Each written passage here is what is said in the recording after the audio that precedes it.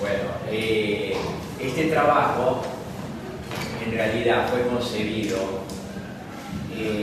como una respuesta a las condiciones de la educación, también ese aumento de escuelas, ¿no? Hay todo un mecanismo en cuanto a la percepción del trabajo. Está escrito los académicos con doble C, ¿no? Como un rasgo más de ironía hacia esos académicos. Los académicos es un cargo que se sigue tocando hasta en la actualidad, se votan dentro de la academia, hay diferentes secciones. Hay una sección, esto está referido a la sección de artes plásticas. Entonces hay una serie de 15 o 20 integrantes de la academia que cuando se muere, en general uno de los académicos, propone a determinada persona. Es un cargo ad honorem, donde la academia desarrolla algunas tareas, por ejemplo, lleva algún registro fotográfico de los artistas, dan algún premio, hay algún señor que para ser recordado en la posteridad deja un dinero con el cual cada 4 o 5 años otorga un premio.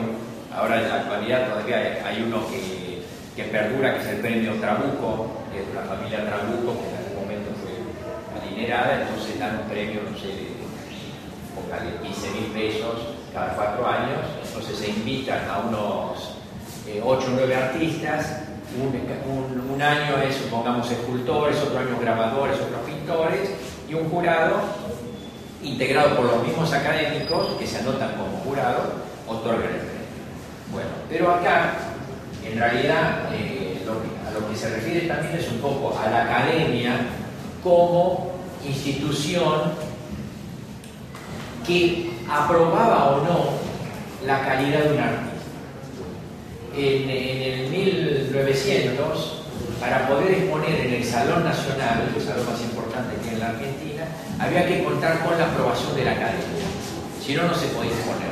Por eso estos grabadores del pueblo del que les hablé, que eran todos de origen muy humilde, se rebelaron contra eso. Estaba entre ellos también Miguel Martín y otros pintores, y formaban un contrasalón que se liberaban de la academia. Ahora, ¿por qué se liberaban de la academia? Porque la academia tenía una serie de cánones, una serie de medidas por las cuales aprobar o no, por ejemplo, un dibujo o una pintura, que era el claroscuro, el realismo del volumen, las proporciones, y después había también cosas más ideológicas, el personaje representado. Entonces en general tenían que ser personajes de la sociedad los que estaban representados. Tal es así que Ernesto de la Cárcova, que conserva el nombre de la Escuela Superior de Bellas Artes de ese pintor, cuando produce su obra Sin pan y sin trabajo, que refleja las condiciones de la clase obrera, esa obra es puesta muy en contradicción, ¿no? O sea, es muy rechazada por esos sectores conservadores. Entonces, en la escuela no es que vivíamos ese clima de opresión, pero había una serie de fórmulas que respetar por algunos profesores que eran muy recalcitrantes, que no tenían que ver con, digamos, las necesidades expresivas que teníamos los jóvenes. Yo en ese entonces tenía 18, 19 años, de expresarnos.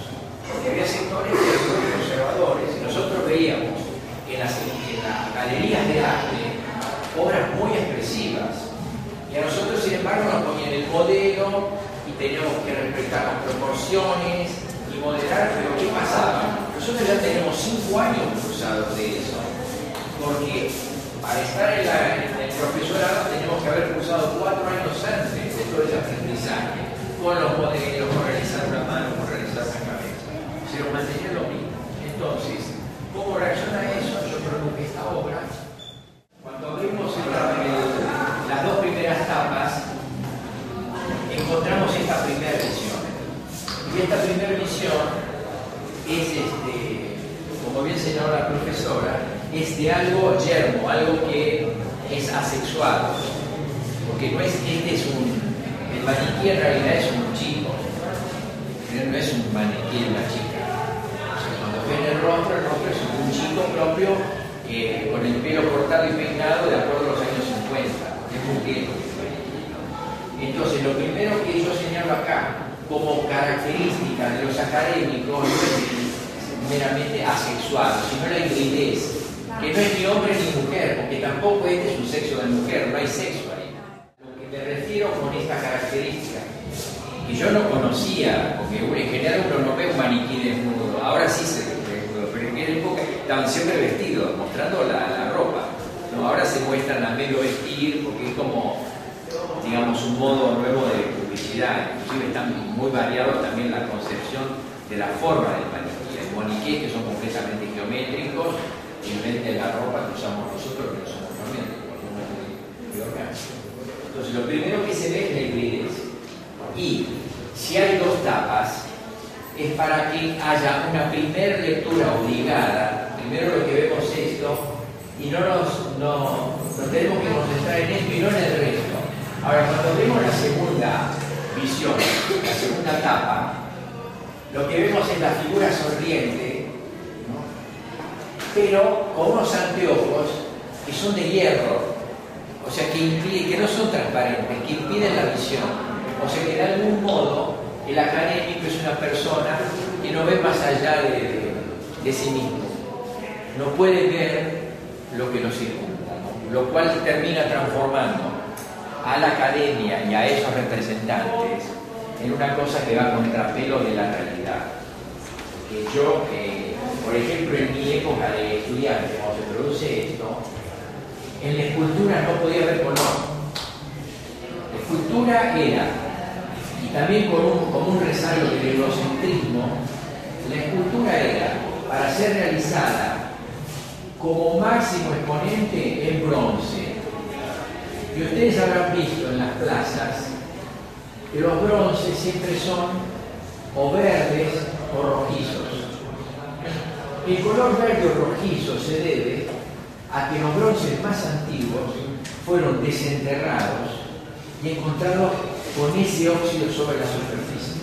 Pero en realidad esos bronces de los más antiguos que se tenían en Occidente eran los griegos, aunque en realidad la fundición de bronce, que es originaria del África, de Benín, el sistema que se llama la cera perdida, esos bronces estaban completamente pulidos y en muchos casos pintados, igual que los templos griegos, estaban todos los mármoles, se hacían en mármol porque era el material más durable que había en esa época, pero ellos estaban todos completamente pintados de colores. No era como lo vemos ahora el Partenón, que es mármol lavado. Entonces, por un lado se nos impedía colocar color en la escultura, pero nosotros veíamos que había escultores que sí le ponían color a las esculturas. Y sin embargo, en la escuela, la mayor parte de los profesores nos impedían, o sea, tenían completamente dividido el campo entre el campo de la pintura y el campo de la escultura. Y al mismo tiempo la pintura que se producía dentro de la disciplina pintura era siempre plana, no se le incorporaba volumen. Y realmente era una cosa, era un sinsentido, porque la pintura perfectamente puede tener volumen como una técnica más de enriquecimiento. Pero se nos fijaban cánones por los cuales, claro, se nos impedía ese desarrollo, del cual eran víctimas los profesores, ¿no? No quería quedar, sino que también eran marcados de esa manera, digamos. Claro, porque de algún modo, cuando nosotros repetíamos la concepción de esos profesores, estábamos avalando su ideología. Por eso yo siempre he estado en contra de la formación de discípulos. Para mí los discípulos tienen que ser discípulos por la amplitud de criterio y no por repetir la forma del maestro.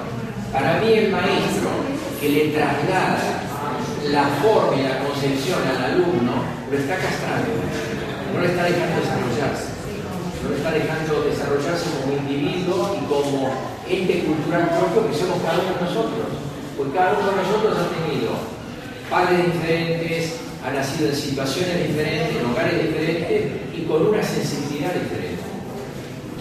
Entonces, de algún modo, esto era una reacción a esa situación que